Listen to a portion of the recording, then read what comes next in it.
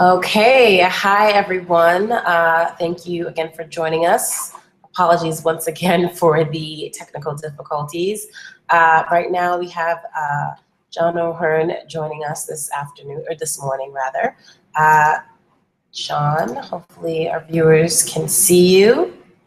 Hi there, John. Hey, how are you? How's it going? Not bad. Good, great. Well, thank you for your patience and for joining us this morning. We are going to be diving right in without further ado to get this interview started and rolling. So are you all set? I am. Great. So John, you play the character of Wilbur Wilcox in the film, correct? That's correct. Yes, older Wilbur because there is younger Wilbur. So you are the elder. Yes.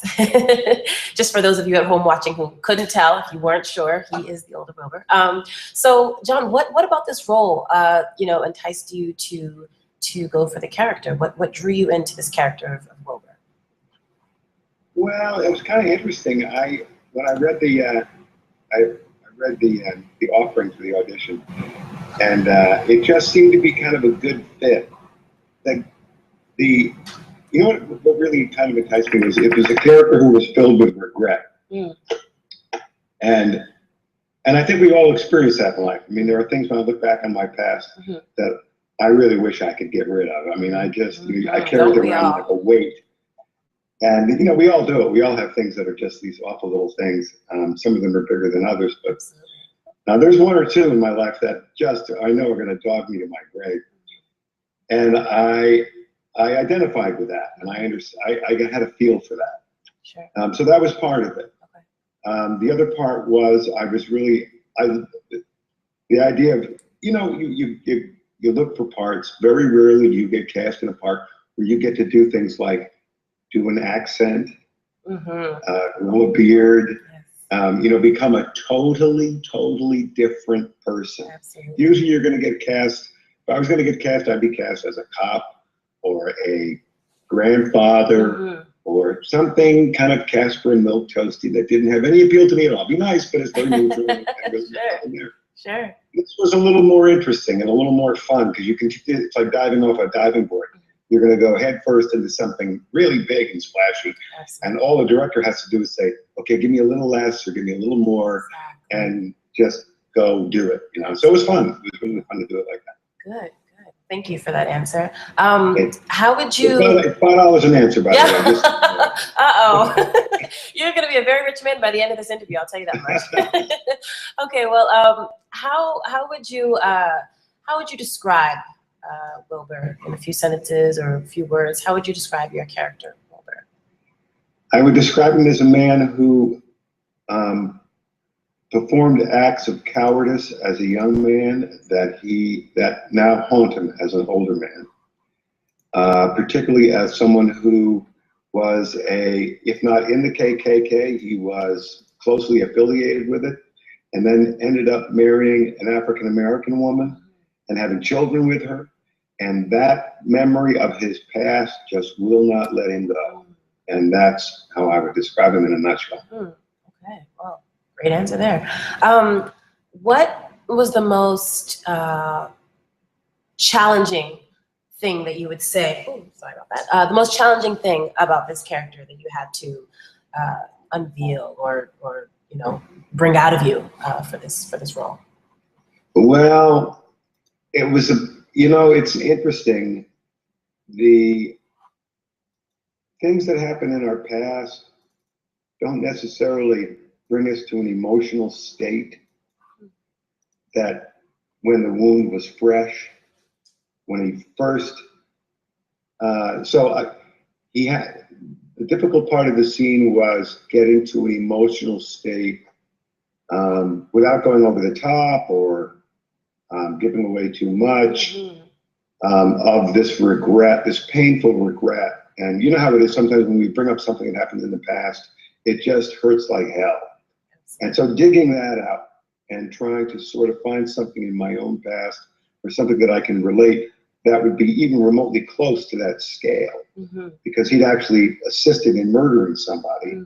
And I, to this, at least yet, I haven't done that. Right. And, Yet. Uh-oh. Well, I've been married for a while, so it could happen at any time. And but it's that's the sort of thing where you really have to kind of put yourself in kind of a slot.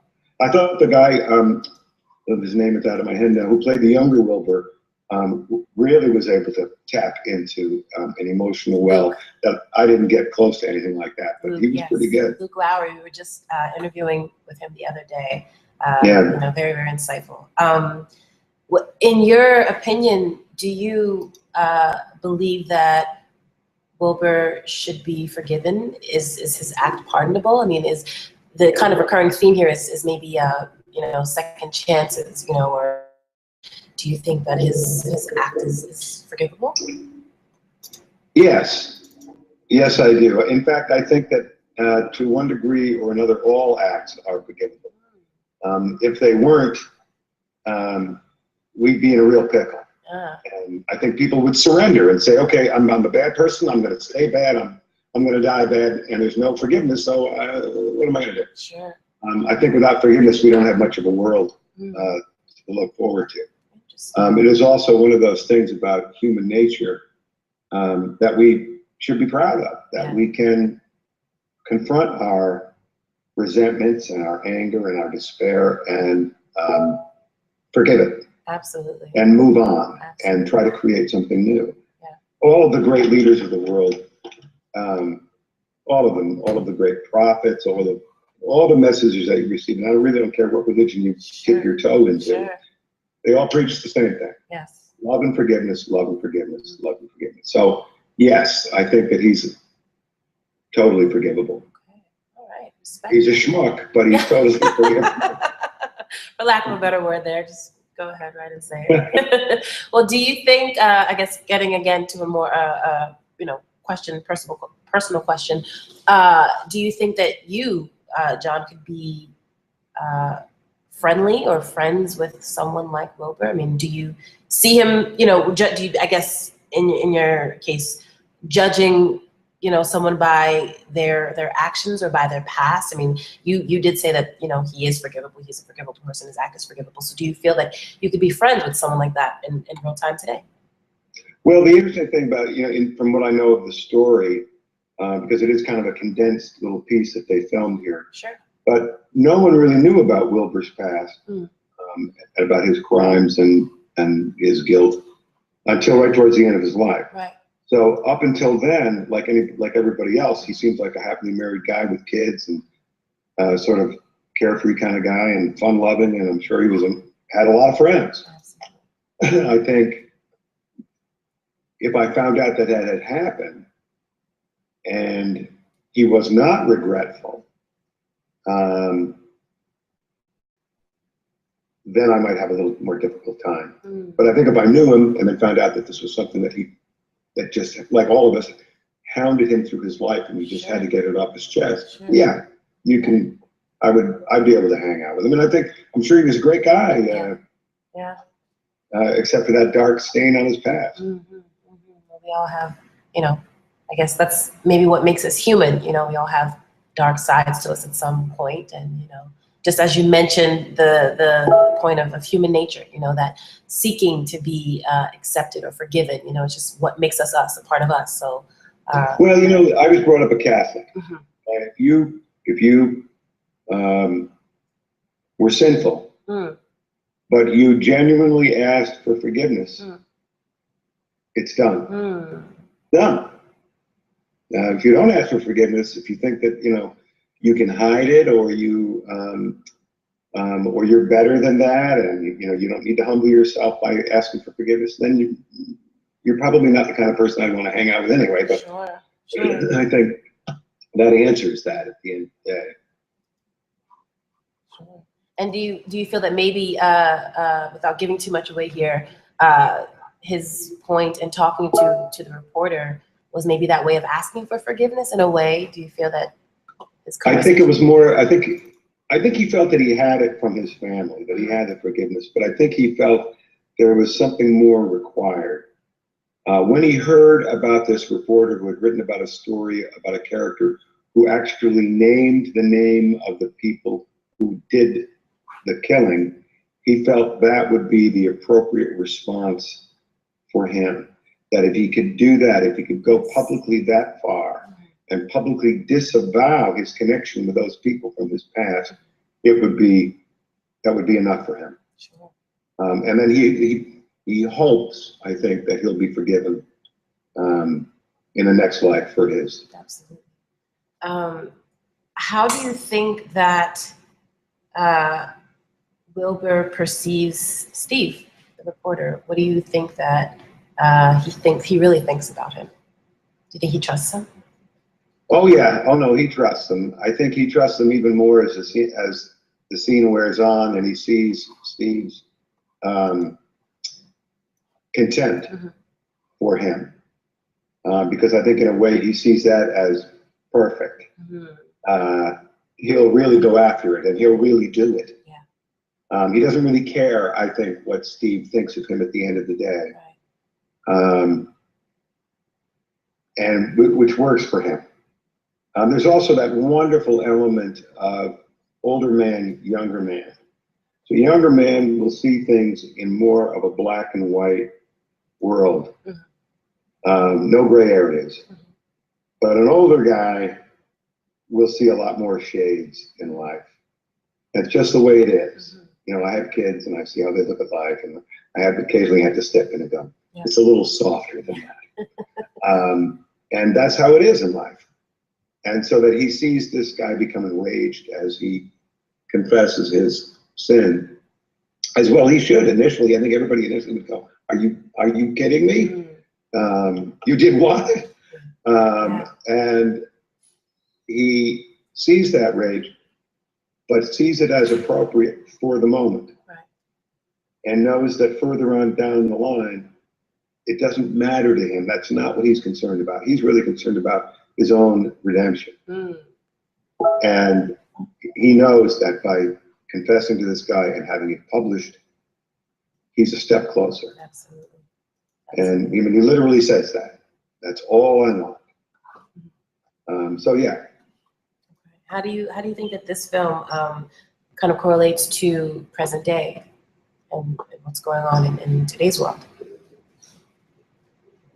Well, you know, the world is such a disaster. It's such a disaster. I mean, there's so much hate and fear weaving through all elements of society, whether it's black and white relations or Muslim and non-Muslim relations or Arab to Arab relations, or you name it. There's just so much fear and intimidation and hate that if we could actually practice what we preach in all religions, which is love and forgiveness, it would be great. We don't do that. I find America the most hypocritical nation on the planet in terms of we're a Christian nation. Are you kidding me? I don't see that to be held truthful at all. I think there's nothing but hypocrisy there. And I think until we can really face that in ourselves and get other people to face it as well, we're in for a rough time. I really believe that. I just think it's you know, the best moments in my life are when I have nothing but love in my heart. I know that. I know that feeling, and it's a wonderful feeling. I'm not there all the time, but I try to go there. And I think that there is this element in all of these stories, whether it's an American story of racial hatred, or whether it's a European story, or it's a Holocaust story. It's all the same stuff. It's all based on hate and fear. And you know, those have always been the easiest emotions to give into. You know, loving somebody who's bad to you, that's hard. That's hard work. Oh yeah, definitely. Love is hard, hate is easy, and that's all you have to remember. I like that. Love is hard, hate is easy. Okay, I'm trademarking that. Yeah. Is that another $5? Dang, baby. Goodness gracious, taking all my monies. Well, thank you for that lovely answer. That was actually a great way to kind of end off on the film-related stuff, we want to actually now check in with you, John, and see what you have going on. If there's any upcoming projects that you're working on, we'd love to hear about, or anything currently in the works. Could you tell us a little bit about? Let's see. I got a couple of things. Okay. I wrote a book Oh, wow. a couple of years ago. It was a golf book, and it was a comedy about a guy who's addicted to golf. Okay. Called Sweet Spot: Confessions of a Golfaholic. And I gave it to Mike, who was one of the writers here. Yes. And I haven't heard back from him, so if you talk to him, you can kick him in the shin. Mike, if you're watching, this message is for you. That's right. That's pretty, and then I wrote another book. It's called Not the Kennedys, which was about being brought up in a household of 8 Irish Catholic kids. Wow. But not the Kennedys. We were a little lower down on the pecking order than that. And with a crazy father who was like a real hitter and kind of had a real violent side. And so anyway, I finished that, and that's actually in the hands of my literary agent. So we'll see if I can get. Oh, wow. Nice. Some Congratulations. of the Yes. So that would be cool. Yes. Very cool. Very cool. And then so fingers crossed on that one. Yes. Fingers crossed. And then I just got cast in a play that's going to be produced this summer at the Chelsea Repertory Theater Workshop. Nice. Lab Theater, I think. Congratulations on that. Very exciting. Yeah, that was great. Yes. And the really interesting thing is that it's all done. I was into acting for a long time, and then I got out of it and got into writing for a while. And like 10, 15 years later, I kind of dipped my toe back into the acting world. Sure. And it's all done on the computer now. Yeah. Oh, yeah. Everything's digital. Everything's digital. Welcome to the new age. Exactly. I'm like, oh my God. Yeah. It's really good. It's good. It's good at that, I guess. Good at It's the same thing. And so the fact that I actually went on the computer, submitted myself for an audition for this project and the theater project, and booked them both. I'm a superstar. Without having stepped foot anywhere else, just sitting right there. So that's right. See, that's how it goes. So that's kind of a fun. I'm really delighted to get back on stage and do that kind of work. Very nice. Very nice. It's really going to be fun. I'm trying to think. Andrea Navarro's in it, who's in Jane's version. Yes. Nice. Nice. Yeah. So that's kind of cool. I'm like, here I am with the big wigs. I'm great. So it's really fun. I'm having a great time doing that, and keeping busy, which is always I'm busy. Plus. Yes. That's nice. And will you be present at the premiere on the 16th of July? I believe I will. Great. Okay. We'll believe. Unless I'm in rehearsal, I don't know. We hope to see you then. We hope to see you, but if not, we know that you're up to good things. I haven't gone that far. I had my calendar, but it's a good point. I need to check that out. Yes. Reminder alert. Well, thank you, John, so much. We know that you have to kind of get going. Your time here is very valuable. We want to thank you so much for joining us this morning. And of course, if you do have any other mediums, social media, or networks that you want people to kind of look out for you for, please share them with us. Now's the time. If you're on Facebook, Twitter, Pinterest, Instagram, any of that, the viewers would love to hear from you. Keep up to date with you. I will do that. Well, I am on Facebook and Twitter. I have no idea what my handles are. I think Sweet Spot is my Twitter handle. But what I did want to say before we go is what a wonderful time I had doing this project. Oh, good. It was really cool going into a room full of 20, 25-year-old kids who were trying to get this thing done.